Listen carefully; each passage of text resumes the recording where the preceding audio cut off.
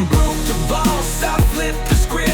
Super Trucker Podcast got me fully equipped. Left the noise behind, now I'm stacking green. Voyager Nation make me live the dream. Who's left standing after the owner-operator purge? Guys, we made a great video about that. Make sure you go check it out. We are going over the reviews and one of the comments. So are we reading this guy's name? Fat bald guy. Yeah. So here we go. Here's what my man wrote, and we're going to break this up and dissect it. If you're thinking about buying a truck, take a look at the load board first. If you can't afford to run for whatever garbage is on the load board and make a good profit, then avoid doing it. The rates are trash, and if you think they'll get rid of 200,000 non-domicile CDL licenses in the next 3 years before Republicans are sent packing, you might not be paying attention. Unless broker transparency is passed in the next year, I would say stay as a company driver. All right. Awesome opinion, which I'm disagreeing with. All right, so what we're going to start with is the very, very first thing about it. All right, so if you're thinking about buying a truck, look at the load boards first. All right, and if you can't afford running for that garbage, stay away. So first, I want to say, the load boards, like if you are looking at surface level and you don't really know how to work or maneuver in that load board, then yes, looks can be deceiving. Yeah, strategy. Just because you know how the chessboard and figures look like does not make you a chess grandmaster. No, not at all. So you're probably not going to win the game. And other couple of problems that they have with the load boards is, I always talk about it. Obviously, no one believes me, but fuck it. The reality is this. In my personal experience, I can just talk with my personal experience. Yeah, for sure. And also a little bit on the data that we gather here at Voyager, so we don't have to go into gossip land. So at the end of the day, first of all, the projected rates that DAT is reporting is select carriers. It's not everybody. Select brokers, select carriers, select shippers. Most of the time, those are big boys, because nobody gonna allow some 10-truck company report the rates, because you know what's gonna happen. It's not gonna look the same. It's gonna look very, very different. A lot of times, just to piss somebody off. So most of those big boys historically are running for a lot less than average small fleet, because small fleet is out there to make top dollar for every mile and way hunting. The big fleets, we like it nice and easy, simple. Let's just do 100 loads with this customer. We're gonna do 50 of those loads with our trucks. We're gonna outsource the other 50. This is a set rate. We're just posting it because we don't even have a strong brokerage department to put up a good negotiation. We have just a couple of idiots who can just read the numbers. And those are the numbers that are actually going into those statistics.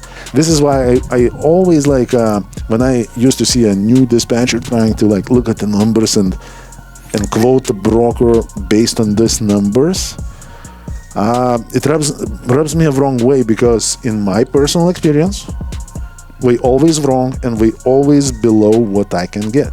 And not just that, I think a lot of people with technology, they want to be more advanced, and then I've seen some new hires and stuff try to study the map, because they also offer you the map and and it changes colors about volume and rates.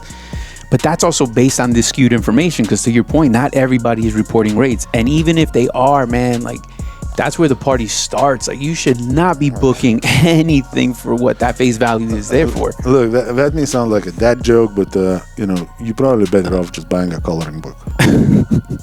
It's gonna have a lot more positive impact on your cognitive, thinking, and logic and everything else. Because at the end of the day, let me give you again my personal experience example. Freaking North Dakota. Hot as motherfucker. All right, let's look into it. What's going on there? Maybe let's send 50 trucks there and get rich fast. Yeah. Good thing we didn't do that. So I go for the history and I look what's going on. So there is one motherfucking load, one carrier, have it on auto post So it's just like Every fucking 15 minutes, it just keeps on reposting, and the system counts every load. And now there is one load, and the whole fucking state is lit up. And some idiots who don't know any better now go to North Dakota, and we're gonna be bitching on fucking social media how fucked up trucking is. Man, and then that could just skew everything off if you're not paying attention, because now if you're taking a load to North Dakota, somebody might tell you, look how hot it is, man. Let me lower this rate for you to go to a great market. And now going to our comment here. So yeah, if you're just looking at the surface level, if you do not have strategy, experience, if you don't know like how many loads we book not off the load board.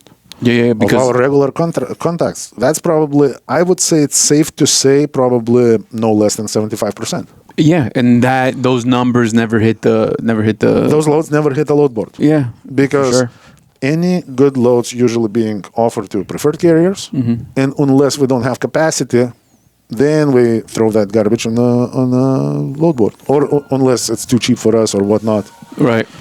So here we go. So now stepping into part 2 of this comment. All right. So he thinks rates are trash. Yeah. And if you think that they'll get rid of 200,000 non-domicile licenses in the next 3 years, you got another thing coming for you. Okay, I'm going to say something like, I'm not going to go very deep in this because I don't know what the fuck going to happen here. Christian can expand a little bit more on that because he has a plan on this. I got a master plan. But my personal opinion, man, I'm a conservative. Like, for real. Like, hardcore fucking as conservative as you can fucking get. Okay. For the most part. As far as the economy goes and everything else. But you know what rubs me very wrong way? And I know the exodus of a lot of people would help us. Would help everybody who's still in the trenches, who's still in business. But my man, if you talking about your Christian values and you celebrating that, that's gonna destroy fucking hundreds of thousands of people's lives. I don't know about your Christian values. Oh yeah. So I mean, other than that, MAGA all the way. So again, guys, like, so here's the way I see it too, man. It's like nobody. First of all, I didn't ask to be here. This isn't my idea. I didn't come up with it. But then I forced him. And then, but once you're there, what are you gonna do? Sit on a rock and cry with him? Like, I just think that there's gonna be an opportunity for to his point, that in 3 years, I don't even think it's going to take that long, unfortunately, for a lot of good people. Because what happens is... And bad people, too. Yeah, for bad people. But I guess we're mostly concerned about the good people that make shit happen and have families and take care of them. And so what I really believe is that the trucking industry is emotion plays a lot, man. Expectations play a big role in what the market does and how people react. So now, even though it seems clear cut, you're spooking individuals. You're spooking insurance companies that we talked about. Are these guys even going to be insurable? Nope. Not just that. Like, I just heard, I didn't even think of this part. I'm a little upset about it. I should have thought of it. But now when a guy goes to renew his medical card, even though his CDL expires in 2029, he's got a medical card that's coming up. The system is blocked where he can't even upload his medical card and get that going. So because he doesn't do that, 15 days later, you're downgraded. So it's over before you even thought it was going to be over. And now you have no control. So like these little side things that start popping up may cause a lot of people to get out of this business a lot quicker. Owner-operator partnership is very real. I got tons of guys who are making $4,000 take-home. Learn how you can do that by giving me a call at 863-342-5171. We are conveniently located in Lakeland, Florida. We are a Florida-based trucking company that is here to provide you resources to be successful. So once again, it's 863-342-5171. Yeah, or it's gonna go the other way around, because let me remind you something. Back when the ELD mandate came up, the rates went up, and the shippers had the problem that people are running out of hours at the dock, and then we refuse to move. How quickly those rules changed? Very quickly, fucking very quickly.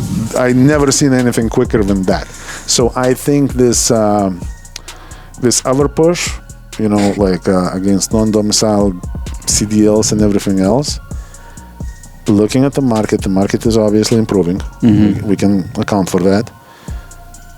If that's gonna get like a little bit too tight, people with deep pockets and deep connections can turn that around in no time. But I don't know, man. Are we also underestimating how many people have valid, active CDL licenses but are not even in the business right now?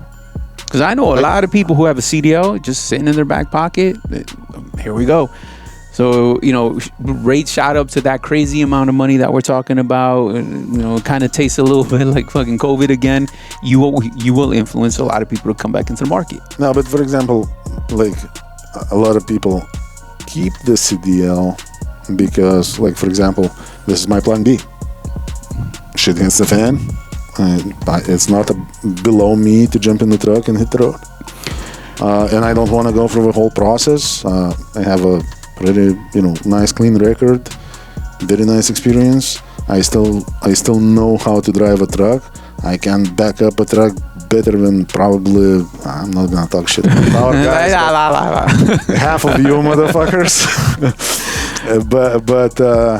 But that's my plan B, and I want to keep it. All right, so that's what I'm saying. There's a lot of individuals that are out there in that same position that is just gonna maybe their gig right now isn't in trucking and it's something else, and they have their truck parked. And I'm not saying that's a good idea. I'm just saying they parked their rig and it's time to get back in. So at the end of the day, I don't know what's gonna happen, but there are changes, and in changes, energy, momentum, movement.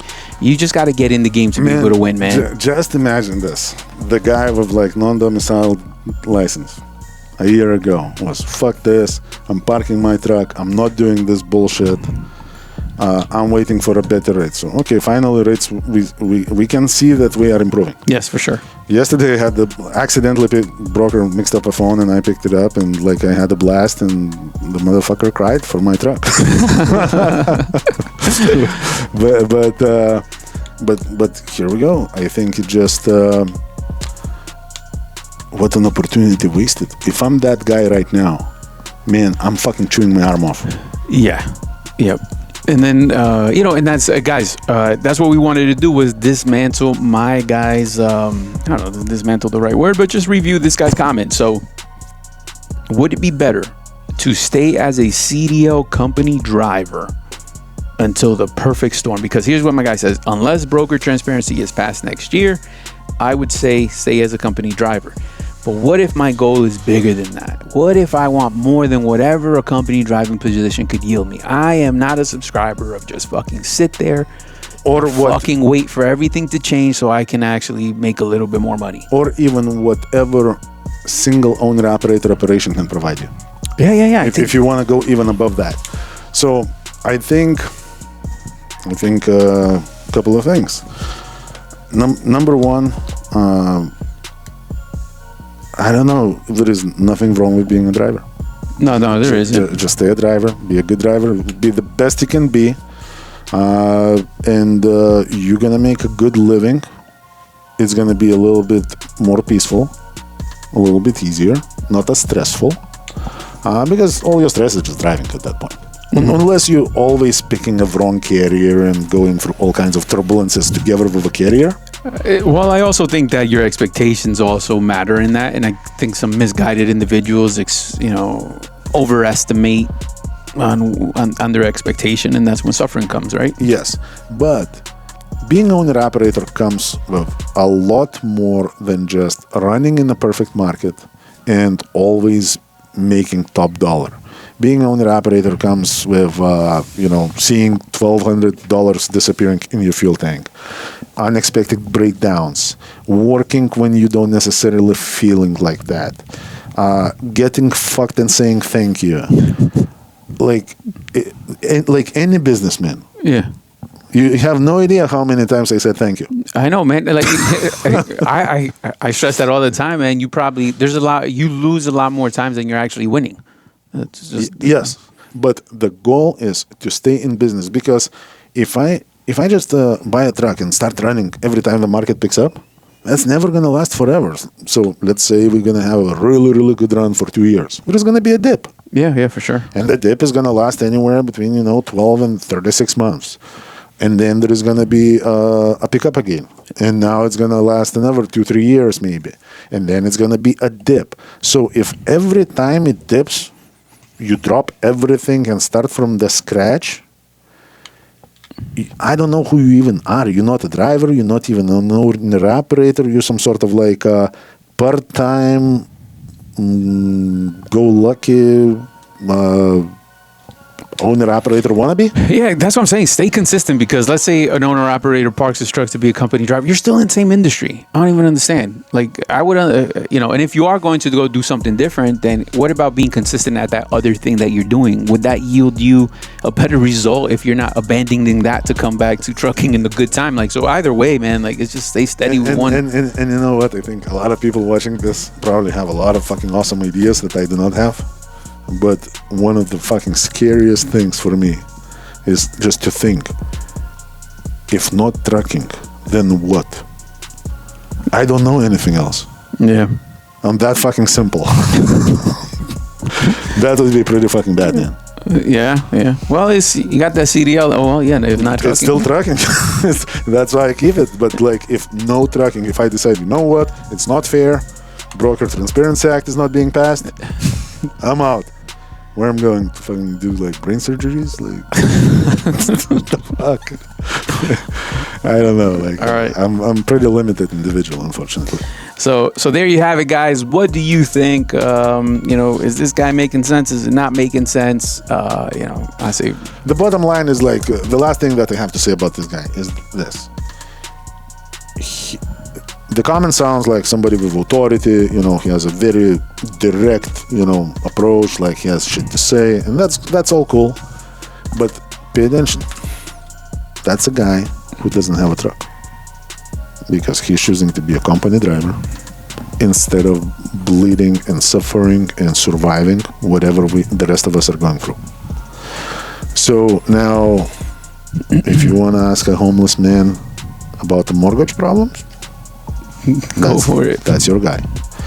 If not, Super Truckers Podcast.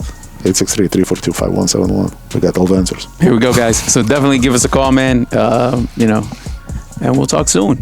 All right, guys. Take care. Be safe. And never quit.